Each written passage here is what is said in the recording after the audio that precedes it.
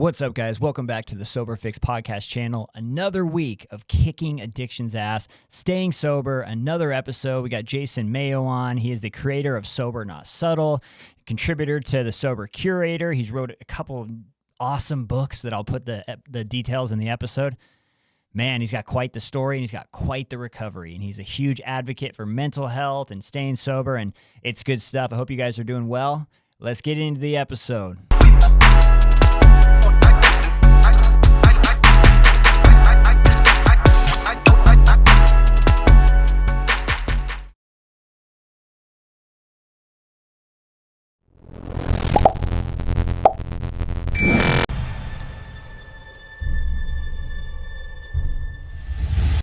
All right, what's going on, sober people? Anyone listening? Maybe you have a family member who's suffered from addiction, a loved one, someone in your life.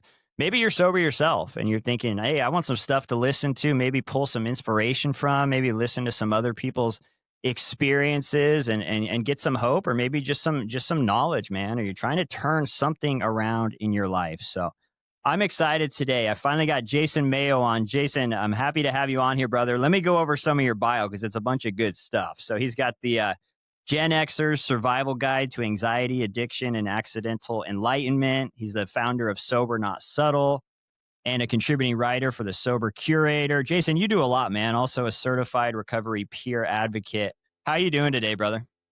I'm good. I'm tired. We were just talking about all the stuff we have going on. So, I'm just an old guy and trying to stay awake these days, but I'm doing good, man. Work is good. Everything's busy. Book is good. And looking forward to talking to you about all this stuff, man. I appreciate you having me.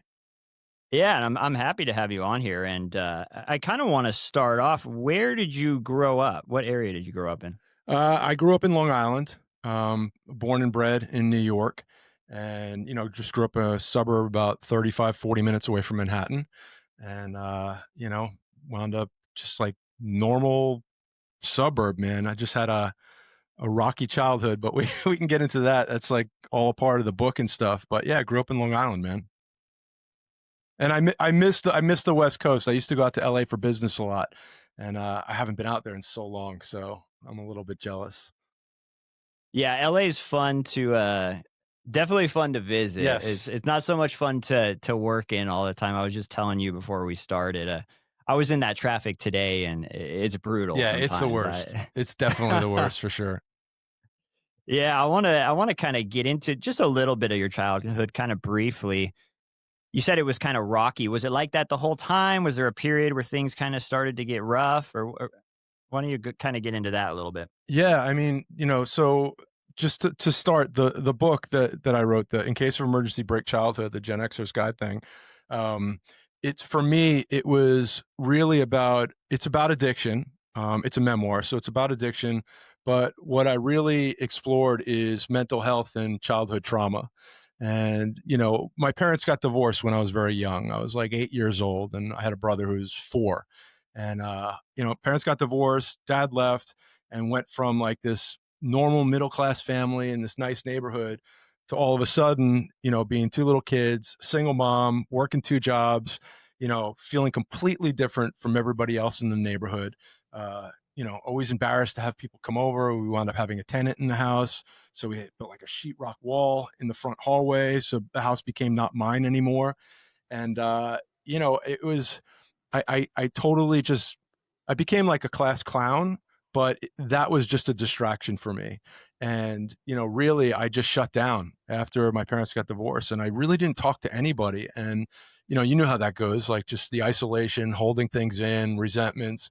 And it eventually led me to drinking and drugs. But the thing that I found when I was writing it is, I've been in therapy most of my life, right? Especially a kid, child of divorce, 70s and 80s. But I don't think I've ever really talked much about my childhood other than my parents got divorced and it was rough. But, writing this book and really examining like what it was like early on, I recognized for the first time that I had trauma, right? So when you think of trauma typically, Like, I always think of, like, a vet coming home with, like, his legs blown off, or, a woman who's, a victim of domestic violence, or, somebody that lost somebody very close to them in a tragic accident. Like, that's for me, that's where my brain goes, and I think most people's brain goes for trauma.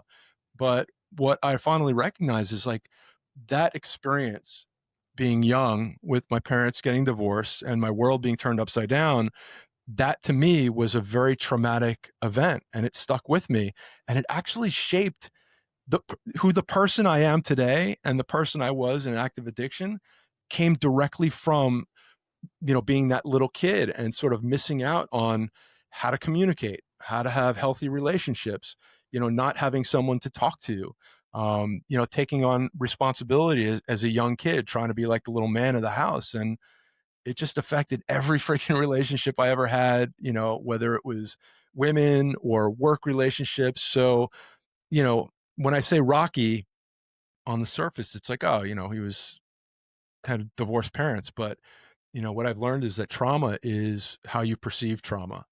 Um, and, being in the field, I meet a lot of people with trauma, and, you never know what somebody's carrying around, so that's what I meant by Rocky with the childhood. But Yeah, man, and I kind of like that you talk about trauma. It's kind of how we perceive it, and I can't tell you. I've talked to a lot of people on here who, because you hear about divorce nowadays, and the rates being so high, and I think we're just kind of hear divorce, and we're just so used to it.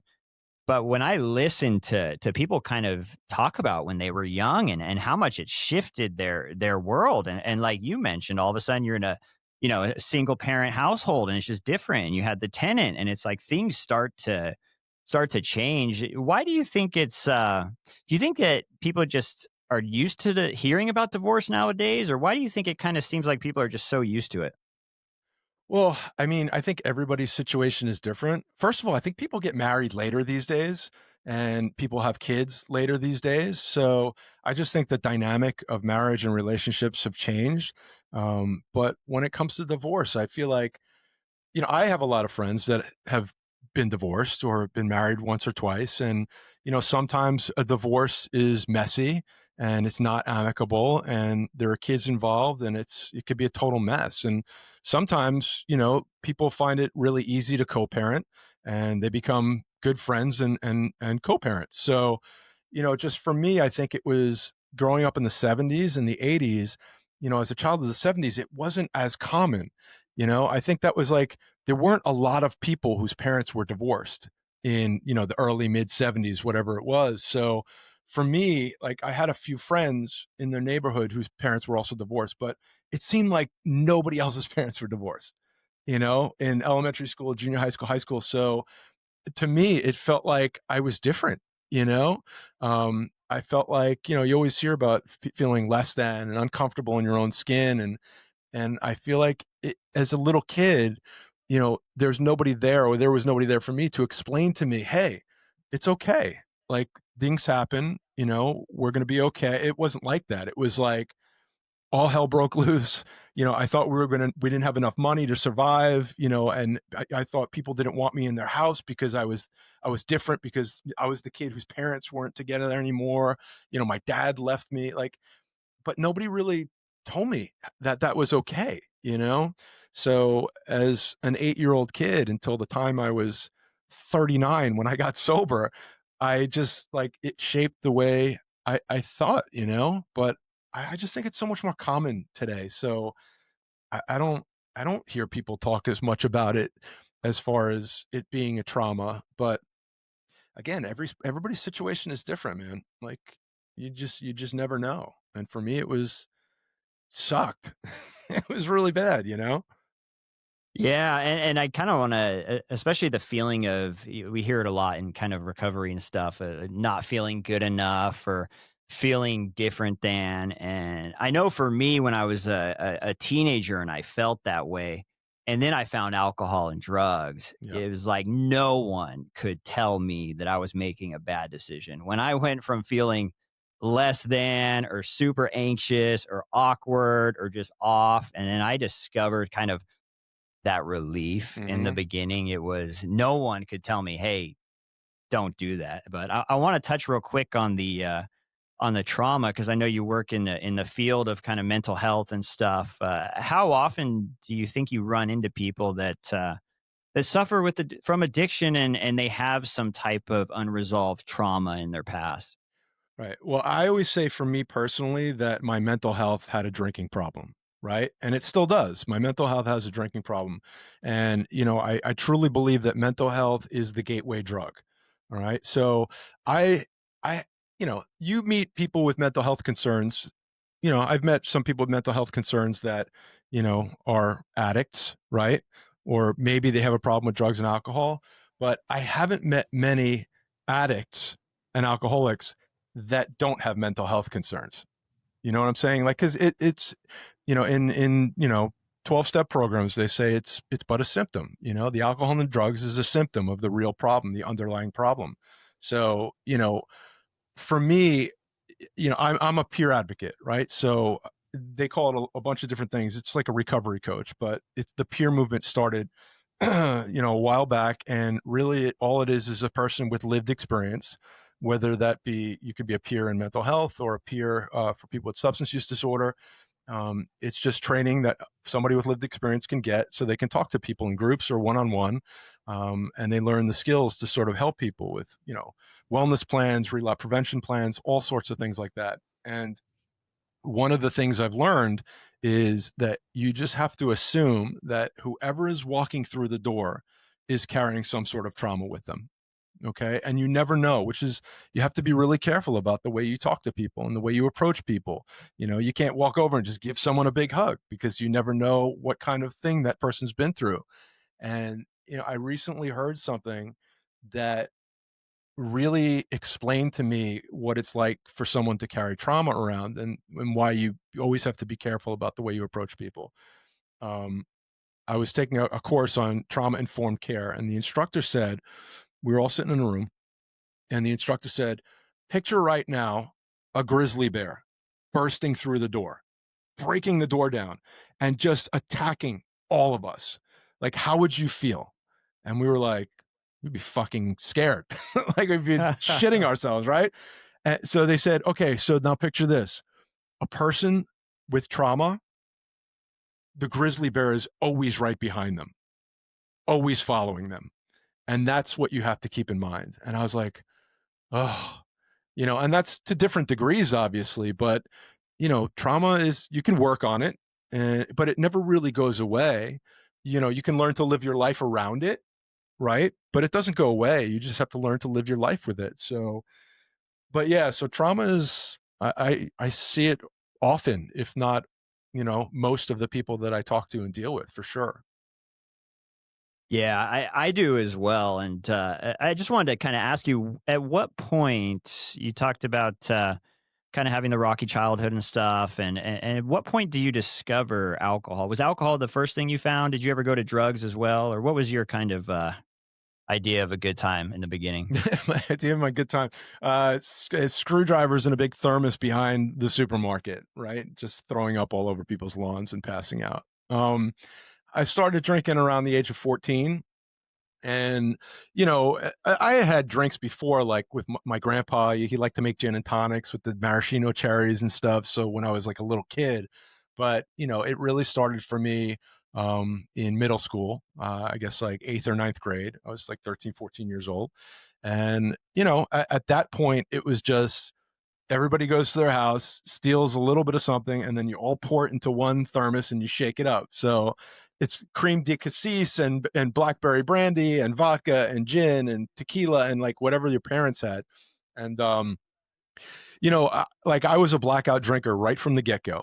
And like you said, like that ease and comfort that you felt from taking a drink when you feel a certain way, and you've all of a sudden found something that makes you feel lighter, right? Like alcohol and drugs, it was a medicine to me, and it saved me for a really, really long time, until, it became impossible to live like that anymore. But yeah, alcohol was always first. And, I always had a line in the sand for drugs, right? Like, I was an athlete. So I would always say, okay, I can drink, I'm drinking, but I would never smoke weed. and I'd never do drugs and I'd never smoke cigarettes. Like that's for dirtbags. That was the thing, right? And then, wrestling season ends, senior year of high school, and all of a sudden I'm smoking weed. And, I go to college and I busted my knee playing soccer in college and I wound up having surgery when I was 19 or whatever it was. And the doctor prescribed 3 months of hydrocodone with refills. Yeah. Yeah. And I was unsupervised. Like, here's a kid, 19 years old, in school, away from home. I found my own surgeon. I found the hospital. I scheduled the surgery. My parents never came up, you know, and I probably told them, like, don't come up. You know what I mean? Because I just probably thought it would make it worse, but there was no supervision, and that started an opioid addiction. So it was my story is just crossing every single line, crossing every single line, and justifying it. And and I love to drink alone, like right until the end. Like I'm great in a crowd, and I love being with people, but my happy place was alone by myself, writing poetry or listening to freaking The Cure or whatever it was with a red light on, and just sitting in my misery. You know what I mean? Like, because as an addict, like I always thought, like I can't control when I'm happy. Like I can't snap my fingers and I'm like, hey, like I'm good, but I can sit in my misery as long as I want. That feeling of controlling, that self pity and that misery and just drowning it. So just as much as drinking with people, like I was drinking most of the time, often by myself, and that's an isolation, and drugs and alcohol is not a good thing. Mix that with a little bit of depression and it's deadly. So, but yeah, that was my path. That was how I started. Yeah, I can relate to a lot of that, man. Especially I was someone who battled depression. I also was, I like to isolate. Yeah. In the beginning, when I first started, I enjoyed being around people, but that quickly changed, especially once I kind of went to the drugs and everything. It's like, Yeah. oh man, we're not sharing a bottle anymore. I'm paying a lot for this stuff. And I just got so hooked on it so Yeah. quick that, I would just completely isolate. And I was going to ask you, how long did you end up being on the opiates for? Until the day I got sober, really. I it depended what was going on. Like, so in college it was a free for all, right? And high school it was a free for all because I was pretty much unsupervised for the most part. And opioids were easy, right? Because most people didn't know I was even taking the opioids. It doesn't smell like anything, and I can sit in it, and I can use it to, I can drink with it, I can do whatever I want. But you know as my life progressed, and I got a job and I had a career and I got married and I had kids, that's when it became ugly, right? Because at that point I was doing whatever I could whenever I could. So at home, I'd come home from work, and I had two little kids at the time, and I'd make a hard right into my room and find my pills, and pop a hydrocodone or whatever it was. I go to the freezer, I pour myself a huge glass of vodka and coke, after two of them on the train on the way home, and I'd be passed out by like 9 o'clock at night, and ignoring my family because I couldn't be sober. Um but the opioids were a constant. But and whatever else, like, it didn't matter. Like, you could put anything in front of me, and if it was going to make me numb, then I was going to do it. you know like, I always hear people say, like, my favorite drink is the next drink. It was like that for me. And I'm lucky because with fentanyl out right now, and the crisis that we're going through with the fentanyl crisis, and just 80 to 100,000 people dying every year from overdose. If fentanyl was around when I was taking pills, like, I'd probably be dead. It's pretty simple. So it's not lost on me how lucky I am to be in recovery right now, you know? Yeah, and I experienced fentanyl on my last relapse, and I hope my last relapse ever. But Mhm. I did. I did heroin for 14 years. I was an IV user. I had my close calls of overdosing, but never like full on. And I remember I relapsed. I was 10 months sober, and I started calling around. I had the green light in my head. Oh, I'm gonna get some, and I started calling around, and that's all people had was fentanyl. And Right. I had heard nightmare stories about it, so I was trying to stay away from it. Sure enough, man, I did it for about 2 nights. I was okay because I was mixing it with uppers. Ran out of the uppers, and I remember just taking just too big of a puff, and bam, that was it. Yeah. Woke up, had to be Narcan. My dad gave me CPR, and it's scary. That stuff is no joke. And that was my just one relapse Yeah. coming back. You're So I lucky. look, I look back and I go, I mean, people nowadays they don't even really get strung out anymore on that stuff. You just die. Yeah. It's so unfortunate. You don't get really bunch of chances with that stuff. Kind of reminds me too. I remember reading something on your bio about kind of training people on Narcan. Can you Uh-huh. talk about that a little bit? Yeah, and just, about the fentanyl in general, like, it's not just, and this is why it's dangerous, and this is why the stigma is dangerous, because there are certain areas where, drugs is more prevalent than others, right? Depending on what area it is. And then there are some areas where, you have a problem, but a lot of people, like, the not in my town attitude, right? Not my kid attitude, which is very dangerous because not only are you having people that are using substances that overdose because of the substances or fentanyl or whatever, there are kids that are trying a half a Xanax at a party for the first time with a friend, and it's pressed with fentanyl, and they're dead. The amount of parents that I've met that have lost kids that way is staggering. I just came back, not this past weekend, the weekend before. I had the opportunity to go to an event in Washington, D.C. called the Trail of Truth. And what that is it's a memorial basically. And it's an art installation of a memorial. And it's this group, Truth Farm is the name of the group, and it's called the Trail of Truth. And parents from all over the country and everywhere send in pictures of loved ones that they've lost, mostly kids, loved ones that they lost to overdose and just substance related deaths. And of course, a lot of it is fentanyl. And they send in pictures and stories and dates. And what this organization does is they make tombstones. Okay, not concrete tombstones, but like out of like a cardboard or something. Black tombstones, about 3 feet high, whatever it is, and they decorate them with the picture and the dates and all that stuff. And at the National Mall, where the Washington Monument is, that huge long strip of grass, they laid out 3,800 tombstones, black tombstones. And I went there because they invited me to sit on an authors panel to talk about the book with a couple of authors. And then we had a tent, where we could meet everybody during the day during the event. But the night before, the event, were having vigils out in the evening on the lawn.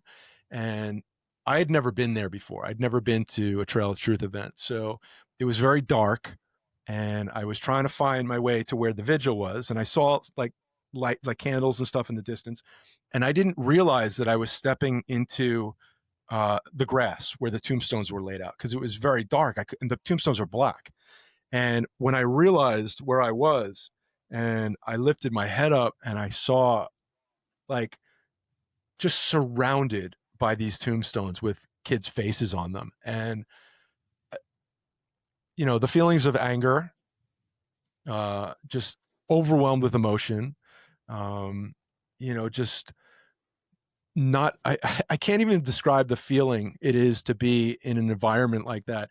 And then, like I said before, just realizing right then and there how lucky I am to be alive. And talking to these moms and grandmas and aunts and uncles that have lost kids, the whole weekend is like these people, man, like turning that pain into some type of passion for the cause is so admirable. Like I have such great respect for, because it's one thing to be in recovery, right? And we've all lost, right?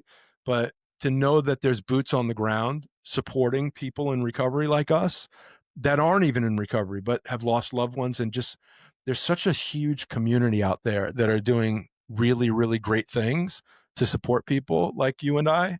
Um, I don't know, but just because we were on fentanyl, I just wanted to talk because that was an amazing, amazing experience, and it's a great event. And they do it all over the country. That just happens to be their signature event every year.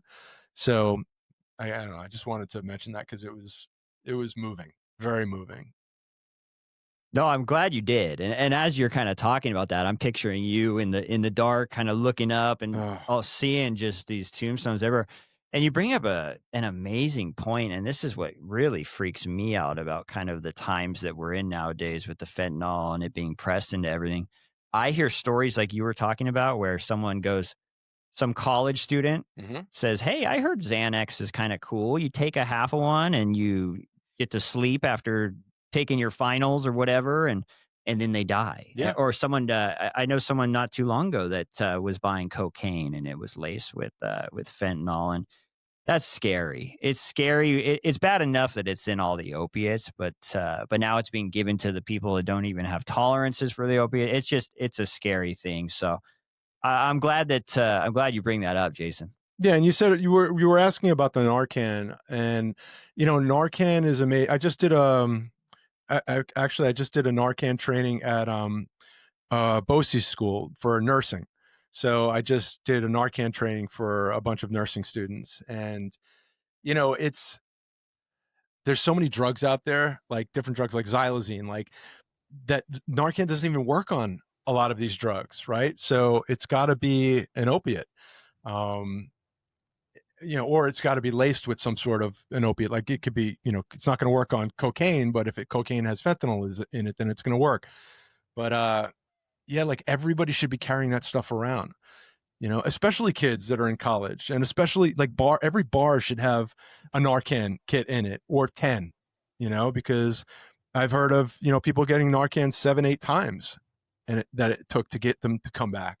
So but yeah, one of the things that we do is we go out and we train people in Narcan. We'll do it at libraries. We'll do it at schools. We'll do it at a business. We'll do it for anybody that wants it, and we do it for free.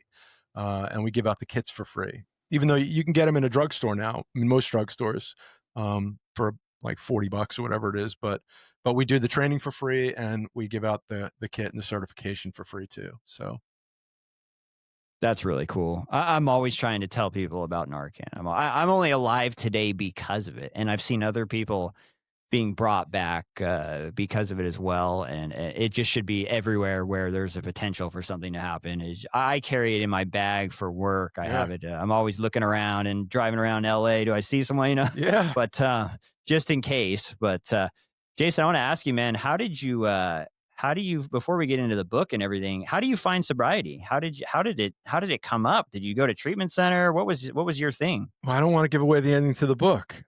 I'm just kidding. Listen. So I drank and drugged for 25 years. I know I look like I'm 28, but I'm older, right? And I got sober when I was 39, and it really like I had a bunch of bottoms, okay, and emotional bottoms, physical bottoms, whatever it was. And for me, it got to the point where I was just so unwilling to even get out of bed at the end. Like I had everything that I did, every relationship that I had, I would come home at the end of a day, and I owned my own company at the time. Like I said, I have 2 daughters that were little at the time. I had a house, I had 3,000 Facebook friends, a beautiful wife, all this stuff, and everybody thought that I had all this stuff and successful and whatnot. But I would come home at the end of the day, and I would look in the fucking mirror, and I'd be like, I want to kill myself. and why can't I do this? Like, why can't I be happy? What's wrong with me? And I try to visualize it. I do self-help books. I do therapy. And I just thought that I was broken. And, my wife and I were having problems, right? Of course, because of what was happening. And, we were in marriage counseling at the time. And I asked my wife, I said, can I go to the marriage counselor by myself? And I'd never been honest with a therapist in my entire life. And for some reason, that night when I went to the therapist, for the first time, I opened up and I said, I can't stop drinking and doing drugs and I want to kill myself and I don't know what to do. And I just fucking started hysterical crying, like snot, everywhere. And, she looked at me and, she was like, I'm going to tell you two things. It seems like you've been self-medicating for a very, very long time, so you might have depression and some anxiety. I want you to see a psychiatrist and get a consultation because maybe medication might be able to help you. And she said, and I want you to go to an AA meeting. And for the first time ever, I was like, okay, like whatever I have to do, I'm going to do it because this is it. This is like my last chance. And I did what she said. And you know how like people say they have a moment of clarity, right? Like you hear that all the time. For me, my disease is a disease of perspective. Okay. So when I'm in active addiction, I see things one way. And when I'm in recovery, I see things another way. And when I'm in recovery and I'm a clear mind, sound mind and body, I open myself up to things that are around me that I never would have seen if I was using. And for some reason, that day something was open in me, whether it just got so bad or whatever it was, but, I was able to shift my perspective, even if it was for that 1 minute and just grasp onto that moment and say, I'm going to do this and I'm going to give it a try. And that's what I did. I went to a psychiatrist. He prescribed some meds, like a mood stabilizer. And, because I was suffering from depression and anxiety my entire life and just numbing it with alcohol. And I found my first 12-step meeting. And, I just remember being in that meeting and it was a young person's meeting. And I was, 39 at the time. And it's all these freaking kids. And I was like, what am I doing here? I was sitting in the back and I remember the person that was, chairing the meeting, the secretary of the meeting was just said like, is there anybody here for their first meeting? We don't do this to embarrass you, but rather to get to know you. And, I don't know, I just raised my hand. I was like, my name's Jason and it's my first meeting. And that feeling like, the room explodes, right? Clapping and like cheering. And I just put my head in my hands and I just started crying. And, I was crying because for the first time in my life, I felt like maybe this was going to help me, and I don't know, maybe it was because there were a lot of people in the room that seemed to understand me whereas I never thought anybody understood me. And and that's how I found recovery. And it took a long time, but there was no car crash, there was no going to jail, there was no rehab. It was just me having enough. I can't explain it. It was a lot of suffering. And thank God I approached my recovery like I approached doing drugs and alcohol. Like I was on fire. Like I just got into it. I did whatever it took to get sober and stay sober, and I haven't had a drink or a drug since. And again, I consider myself very lucky, but you know, once realize how good it can be and how, you know, I have a family, and I can be a responsible husband and a responsible father and a responsible coworker. And I just wouldn't trade it for anything. I don't want to be miserable anymore. And being sober has afforded me an opportunity to live life again. What it is like. You almost died. You got a second chance. Like we literally have a second chance to start all over again. It's an incredible thing. We are the lucky ones. You know. Yeah, and that's it's such a powerful story, and I'm really glad that you bring up the fact that you didn't have all the car accidents, or you didn't have the jail, or you didn't have the 10 rehabs like I had, or however many detoxes, because I think a lot of times we can get caught up in all of that. And you could show up to a 12-step meeting, and you could hear people just talking about kind of the stuff, the Sure. damage that happens sometimes. And I think people start to go, oh, well, that hasn't happened to me. And that hasn't, oh, well, if this hasn't happened to me, I can't be an alcoholic. And I really like that you mentioned just kind of we reach our own, each of us reaches a point where we're just ready, Yeah. and no matter what kind of happens, whether it's just having to hide it from people, or maybe having the jail stuff, or maybe having the rehab stuff, whatever it takes, the mental health stuff, self-medicating for years. It's just eventually reach that point where it's like, we're done and we're ready to do something about it. I want to ask you, how did Sober Not Subtle come about? Can you talk about that a little bit? Yeah, sure. So, I've always written. In 2008, I started a dad blog called Outnumbered, and I wrote that from 2008 to 2016. So I was not sober and I was sober. And and I loved it. It was, my kids were little and there was like a sea of mommy bloggers at the time. Blogging was a really big deal back then, and mommy bloggers were really big, and they were talking about, sipping their wine and, messing up parenthood, and it was funny and it was great. But there weren't many dads writing blogs. So I started a blog, and it was successful. It became really, really good. And I got taken in by all these mommy bloggers, and I had like a nice run. And then I got sober and I wrote it for a while longer. But after a while, like I just got sick of hearing myself talk, in my own head. Like being in recovery, I was just like, I just don't want this to be about me anymore. Like I can't put myself out there. So I stopped writing, and I really wasn't writing at all. And when I switched careers about 2.5 years ago into the behavioral health field, and I come from, I own visual effects and animation companies. So I've been making commercials my entire life, music videos, commercials, and stuff like that. So I switched careers, and I was so inspired to write because I've never recovered out loud, right? Like I know recovering out loud is like a whole movement. A lot of people recover out loud, but I wasn't the type of person to put on social media like I have 5 years sober, I have 10 years sober. I just didn't do it, you know? Um, if somebody asked me about it, I'd be more than happy to talk to them about recovery. I wasn't hiding it, but I just wasn't outwardly talking about it. And when I started working in this field, I'm like, holy shit, like I have to recover out loud because this is what I do. Like this is literally the whole point of what I do, is letting people know that it's possible, letting people know that they're not alone.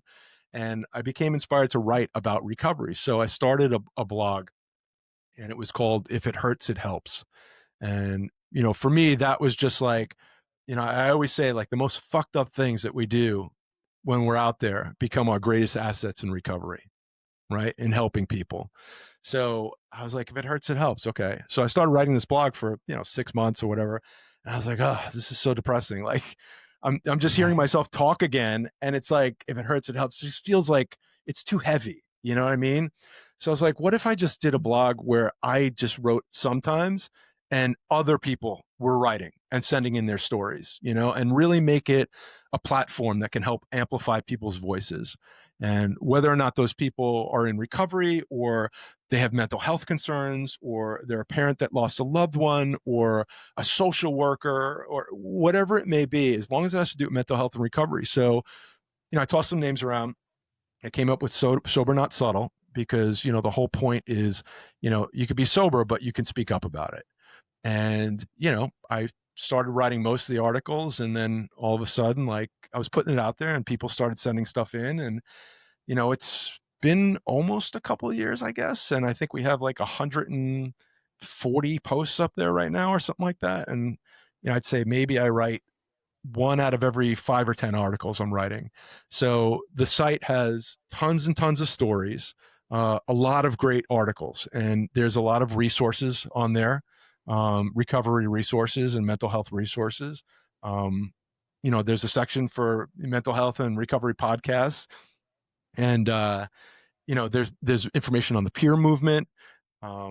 There's just a ton of stuff, and it's become it's a little bit of a labor of love, but it was like the next step for me as far as using my voice creatively to, help my own recovery and to also put myself out there and make it a safe place for people to talk about where they've been and hopefully make people feel not so alone. So yeah, so that's how the Sober Not Subtle started. That's cool stuff, and I like it, especially people can just send stuff in, Yeah, and I you're like going to that you send mentioned it. something in. I'm I'll send holding you something to in, it, man. You're definitely going to have to send something anonymous. in. No, whatever. You're not so I'll send. anonymous. All right, I'll send something in for sure. That's really good stuff, and it's really cool. And you know what I found throughout this whole kind of podcast process, even like sometimes just random clips that I'll post on YouTube or whatever the case is, and I'll find that I'll get a comment from someone. It'll be like it'll be someone's parent who has just they haven't talked to their kid in years, and they're at like the stage 5. I mean, just homeless, loaded all the time, and it's crazy because a lot of times they go, "Look, I didn't know I don't know who to turn to. I can't tell my friends about a lot of this stuff. I don't talk to they don't understand." And so they'll go online to a website like yours Yeah. or a podcast and just try and just listen to what other people have to say about it, and it's a cool thing that you're doing, man. So I'm really happy to hear that. Doesn't it feel good to be able to kind of provide a space for people to kind of come together and do some of that recovering out loud? It does, and it feels good that other people have been open to contributing. Um, and like you said, like the amount of, messages and emails and stuff that I get from people all over the country just sharing stories, and even if they don't submit a story, like the one of the VPs at my company, the person who's in charge of harm reduction and recovery, I convinced her to write an article, and she wrote this article about harm reduction. And at first she was like, "What am I going to write about? Like, I don't know what to write. Like, I'm not a writer. This and that." I was like, Just write an article about harm reduction. It's like, trust me." And she wrote this amazing article, and I got a long message from a woman who has I think it was her son or her friend's son, and they've been trying to get this person to go into treatment for years and years. And that person, they shared that article with the person about the harm reduction, and they wound up getting him to go to a rehab like 2 or 3 days later. And I showed her the message, and I was like, "You see, like you literally just like had helped somebody get to rehab like just by writing that article." And to me, that like gives me goosebumps, because like you said, you don't know who's going to just look up, rehab or my son can't stop drinking or what do I do, it's people's voices are powerful, and stigma and shame is what keeps people out there for so long, and you know it's what kills people, and especially men, right? Like, it's not normal for two guys to sit here and talk about mental health and feelings and emotions and all that. It's just not a normal thing that people usually do, or if you're sitting in a 12-step meeting or this dad group I run, it's like just a bunch of dads like just talking about real shit. And we have to talk more about that because we wind up losing people because they're afraid to speak up. They're like, too scared to start the conversation that like everybody should be having, you know? So and kudos to you for doing this podcast, man, because like we need people like you. We need people to like not be afraid to like talk about their experiences and give people a platform, which is what you're doing. And that's great, man. You should be really proud of that. Yeah, thanks, man. It's like I remember when I first got sober, I remember thinking that, and I think a lot of people may go through this where you feel like you just don't have anything to give yet. You've only been sober for a little bit, and you feel like a lot of these past experiences that were so painful and hurtful, you just feel like, oh, they were such a waste. Mhm. And then all of a sudden, fast forward, you get sober for a little bit. And like you kind of mentioned earlier, you realize that I forget how you put it, but basically all those experiences are like your assets Mhm. in helping others, and That's something that I've kind of discovered, just being sober myself, is that we all have a story. We all, Yeah. and you never know who's waiting to hear it. Cause a lot of times, I remember when I started going to meetings and stuff, it's like I'd hear some people's stories and I couldn't relate to all of them, but eventually you hear yours. You hear someone who basically just tells your story, and and it gives you hope and stuff. So I want to ask you, did you like the 12-step stuff right away, or were you someone who was kind of resistant, or how was that for you? I loved it. I loved it. All I wanted was for someone to tell me what the hell to do. I wanted somebody to tell me exactly what I had to do. I didn't want any like gray area. I wanted to say, do this, do this, do this, do, because I'm running my own company.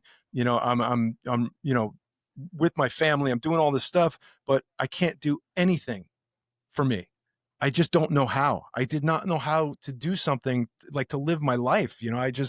It was always about everybody else. And I couldn't get myself together.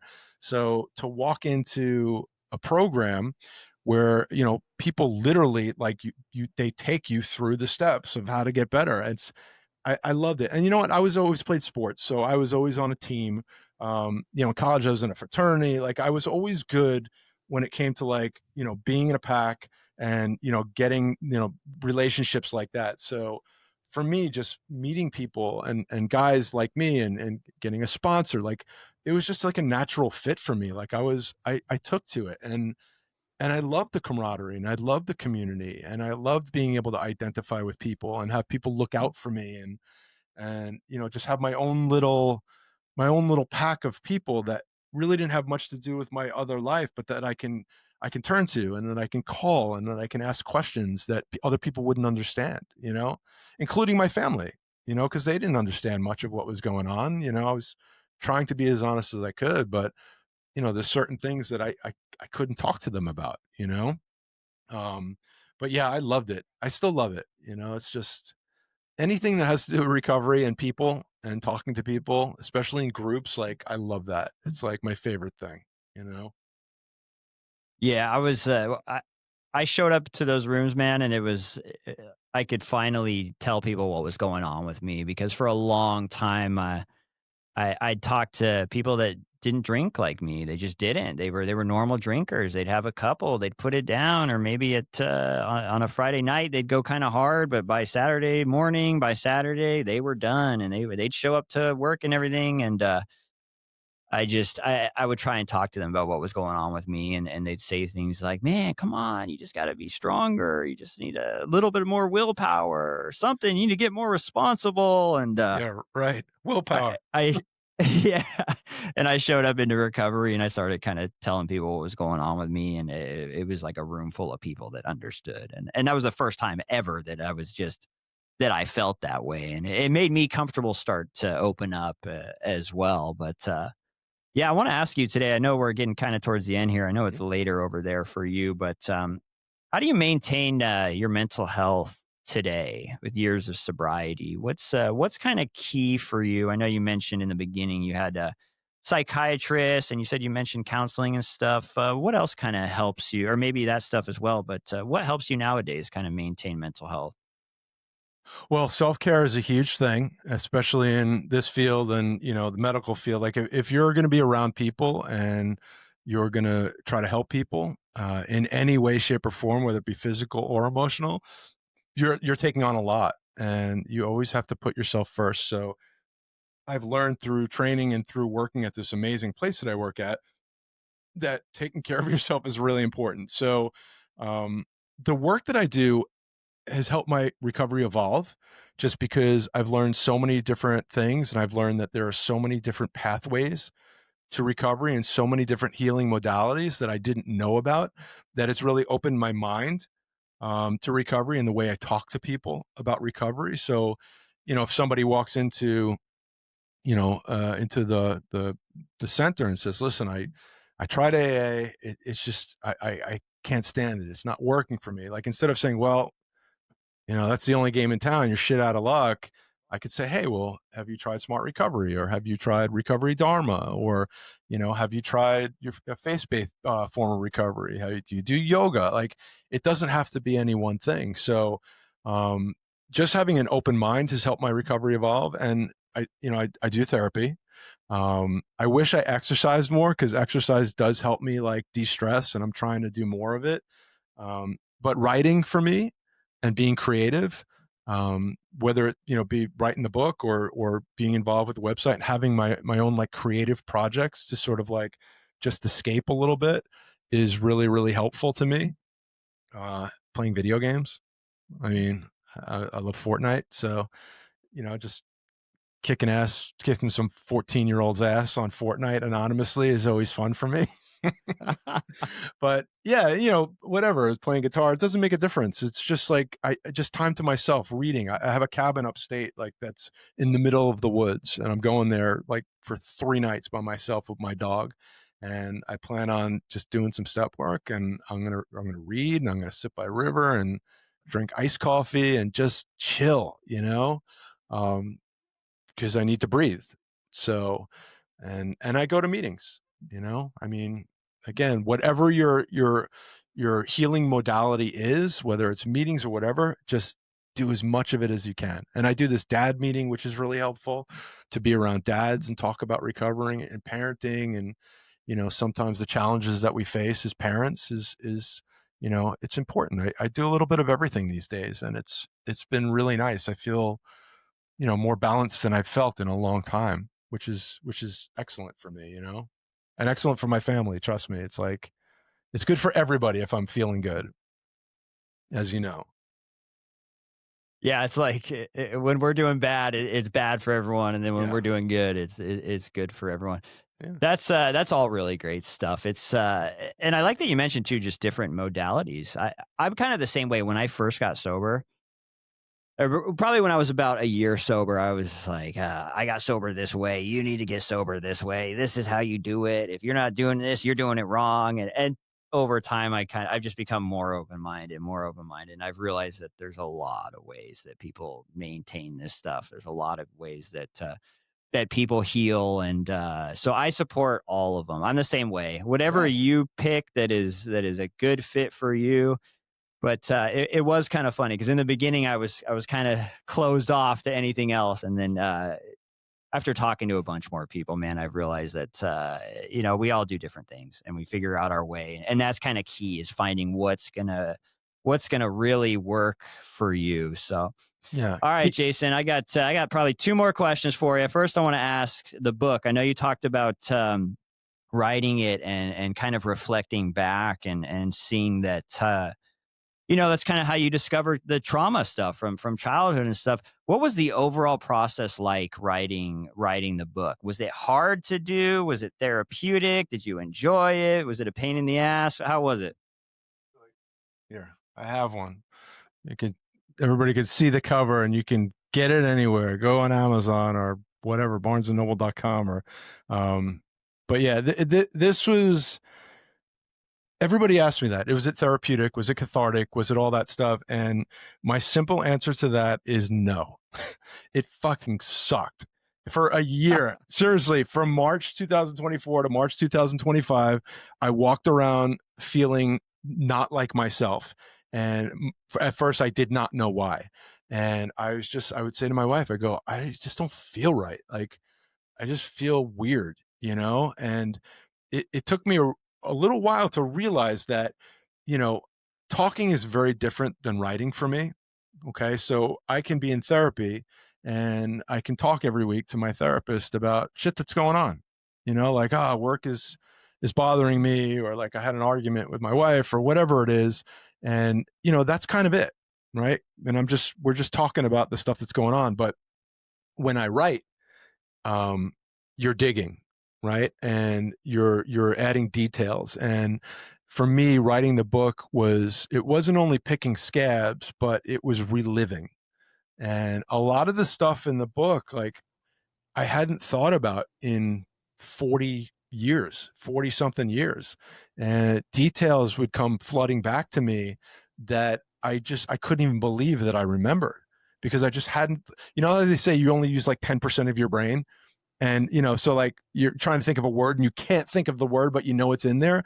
that's what the process was like. Writing this book is just things kept on coming into my head and coming back to me and coming back to me. And that's why I was feeling so shitty, because I was literally living in trauma and, living in the shame of, describing, specific things that I did, like shameful things and things that, took a huge amount of emotional security away from my wife and my children.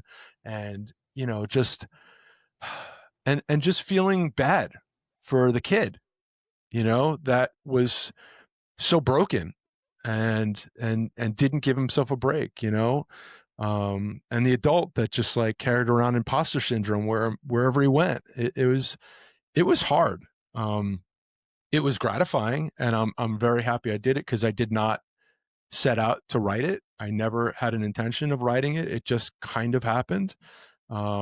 So yeah, it was hard, man. It was hard, but I wrote like literally every single day for a year straight. And, I was like, I want to try to get 10,000 words. And then it was like 20,000. And then it was like 30,000. And I was like, let me ask ChatGPT, how long is a memoir? And it's like 20 to 40,000 words. So then all of a sudden I'm at like 60,000 words. And I'm like, how the fuck did I get here? This is nuts. And but it was great. I'm happy it's over, and I'm happy that I'm just at the point where I can talk about it and do readings and do things like this. And just like, it's been amazing watching it trickle out there into the world and getting the feedback, and, hearing from people that I don't even know that have read the book, just like that reach out. It's been great. It's really was it turned out to be the nicest thing that's happened to me that I never thought would happen, So, and I'm proud of it. Like I'm proud. I wrote a book. Like, I didn't think I was going to write a book. I'm proud of that. It's good. But yeah, so that was my Yeah, process. Feeling like that's an shit was my process. yeah, I like how honest and raw you were about that. But it was Yeah. making sense because as you're talking, I'm just picturing you picking off the scabs and kind of just, because in order to write it, you got to look back and you got to Mm. think about it and you kind of got to reprocess it again and it starts stirring up emotions. And then I'm just kind of picturing that. And I'll ask you for the last one, Jason. Thank you for your time, by the way, brother. I Yeah, thank appreciate you. it. This has been And great, man. for anyone listening, I'll put all his links and everything up in the episode details. I'll close out with this. What would your advice be? I know you're a dad who's been sober for a while and does a lot of really cool things. What would your advice be to those that are kind of in the position you were in, where they're somewhat functional, so they're able to work, they're able to make money, they have a wife or and kids, but they're kind of secretly struggling with the addiction stuff? What would your advice be to them on how to just kind of start thinking about getting sober?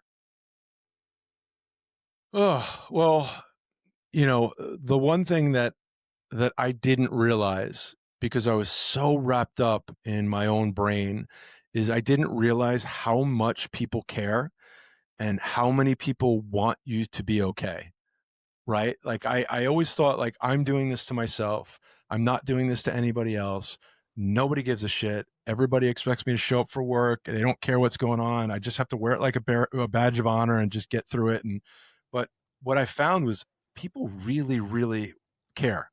And whether it's, other people in recovery or friends and family, um, they want you to be well. And I think that there's a lot more people out there that are being open and honest about talking about mental health and recovery. Whereas, when I got sober, almost no one was like, you'd have a celebrity that maybe wrote a book that would talk about it, but, we didn't have all these recovery podcasts and mental health podcasts and, and websites and groups and all these forms of recovery. So, it's really, really hard to ask somebody for help, and most people want the help, but they don't know how to ask for it. So yeah, I would say just it's okay to not be okay, and it doesn't make you a bad person, and it doesn't make you completely broken. It just makes you a human being, and and it's okay to ask for help. And again, I know how hard that is, but maybe expose yourself to, little things that are available, like a podcast like this and, watch a couple of episodes of this podcast. And like you said, maybe you'll hear your own story and then realize that, hey, there is a way to help myself. There are people that care. Look online, take a chance and see a therapist.